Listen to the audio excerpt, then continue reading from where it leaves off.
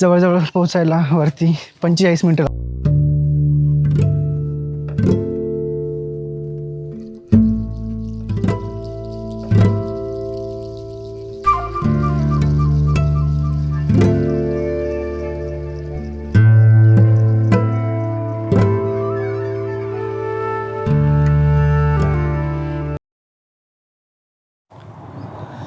Good morning guys, my name is Pranit and welcome back to the channel. तर खूप दिवसानंतर आलेलो आहे आता ट्रेकिंगसाठी आणि आज मी आहे चांदवडमध्ये. माझ्या मागे तुम्ही बघू शकता चांदवडची रेंज ट्रेक. तर हा ब्लॉग आता तुम्ही शेवटपर्यंत नक्की बघा. आणि कालच बँगलोरहून आलो आहे आणि खूप दमलेलो आहे तसं बघितलं तर. आणि म्हणजे तुम्हाला आता बँगलोरचा ब्लॉग सध्या तरी स्टॉप केलेला आहे मी. आणि चांदवडची सिरीज होती जी आपली पहिली मी केली होती, म्हणजे आधी तुम्हाला समोर दिसत असेल ते रेणुका माता मंदिर तिथलं खाली दिसतं आहे. आणि माझ्या मागे आहे चंद्रेश्वर महादेव मंदिर ह्या साईडला. आणि त्याच्याच मागं आहे चांदवड, किल्ले चांदवड. तर आज आहे किल्ले चांदवडचा ट्रेक करणार आहे. जर तुम्ही माझ्या पहिल्या 2 व्हिडिओ बघितल्या नसेल तर त्या नक्की बघून घ्या, तरच तुम्हाला ह्या व्हिडिओची लिंक लागेल. तर आता कंटिन्यू करूया आपण एपिसोड 3 किल्ले चांदवड.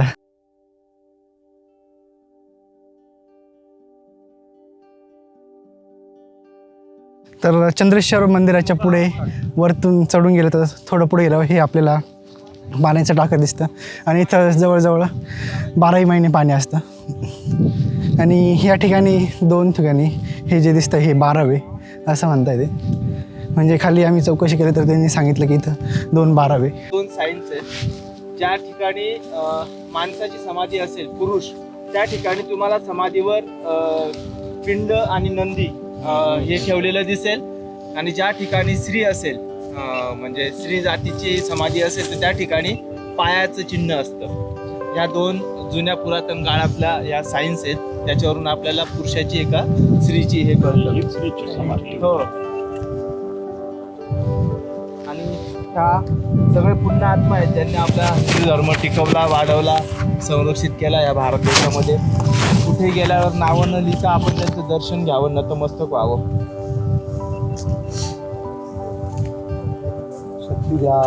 नंतर थोडंसं पुढं चालून गेल्यावर तुम्हाला 7 समाधी दिसतात. तसेच गडावर पडलेले जुने अवशेषही तुम्हाला दिसून येतात. इसवी सन 8 ते 11व्या शतकात चांदवडवर यादवांचे साम्राज्य होते. 1635 मुघलांनी चांदवडचा परिसर ताब्यात घेतला. त्यानंतर पेशवाईतील कामगिरीमुळे मल्हारराव होळकर यांनी चांदवडला जहागीर मिळवून दिली. तर ते थडग्यांच्या थोडंसं पुढं गेल्यावरती हे आपलं गणेश मंदिर बघायला वाटतं. या ठिकाणी खूपच जुन्या काळातलं आहे. आणि मागं चांदवडची रेंज ट्रेक आणि तो समोरचा आहे तो चांदवडचा वॉच टॉवर. त्या ठिकाणी आता ट्रेकिंग चालू आहे जवळजवळ. शेजारीच असलेल्या पोलीस कक्षात जाऊन आम्ही तिथल्या साहेबांना गड्यावर जाण्याचा मार्ग विचारला.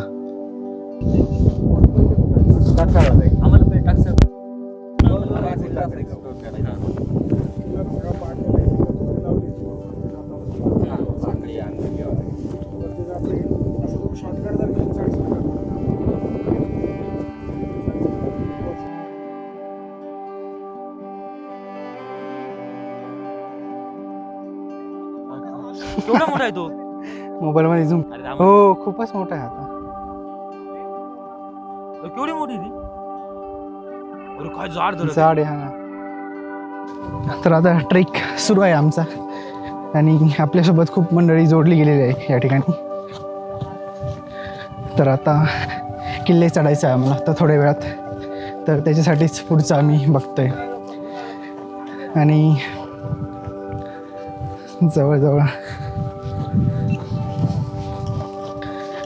जवळजवळ पोहोचायला वरती 45 मिनटं लागतात आणि अजून आम्ही पायी तशीच आहे.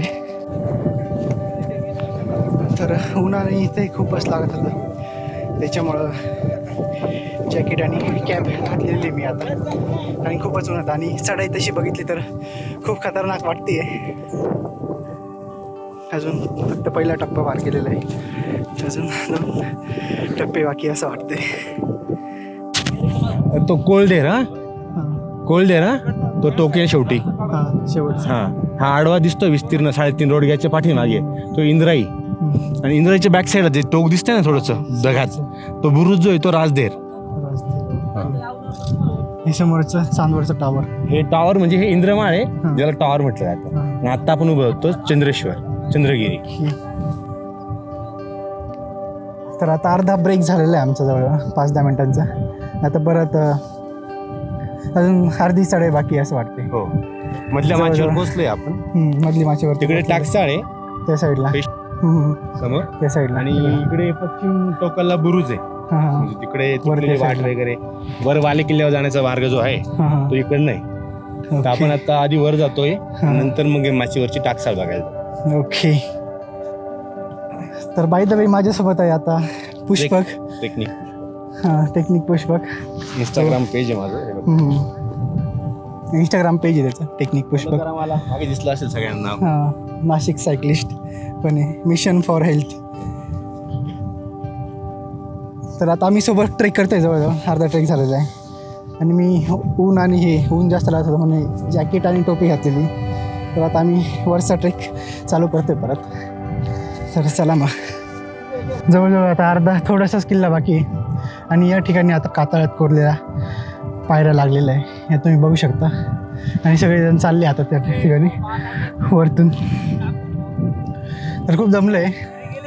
तर थोडंसंच पॅच बाकी. आणि तुम्ही माझ्या मागं बघू शकता संपूर्ण चांदवड शहर आणि समोरची ती 7 माळा रेंज. तर ट्रेक खूप अवघड नाही आहे तसा.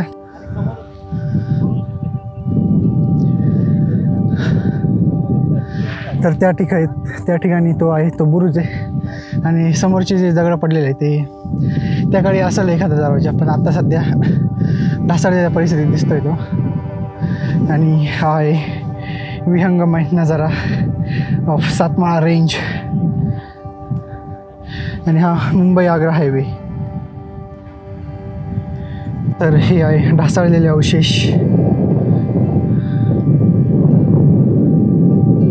खूपच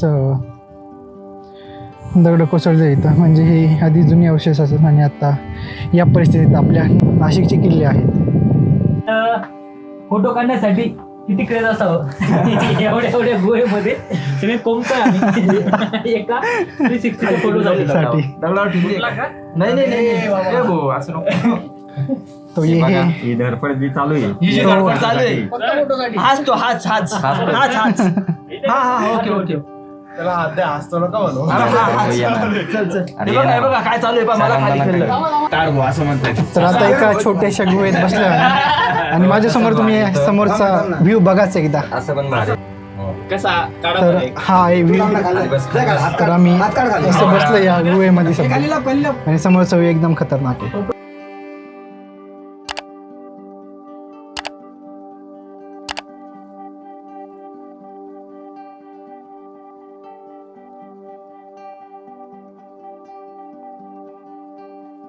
तर त्या ढासळलेल्या पायऱ्या चढून वर आल्यावर या ठिकाणी गुहा आहे.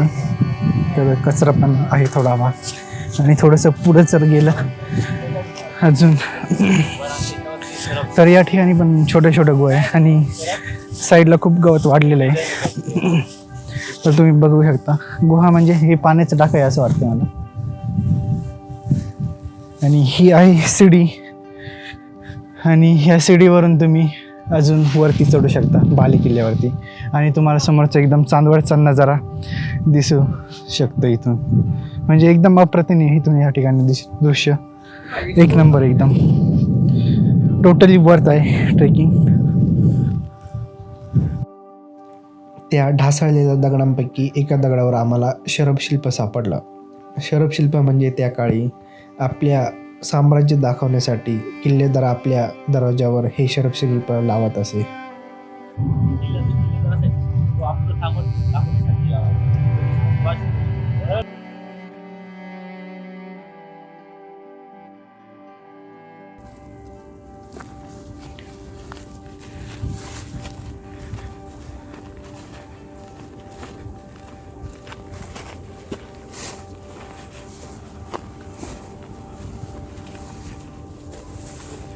ह्या वाटेने पुढं चालत जर गेलं तर त्या साईडला तुम्हाला गुफा दिसेल.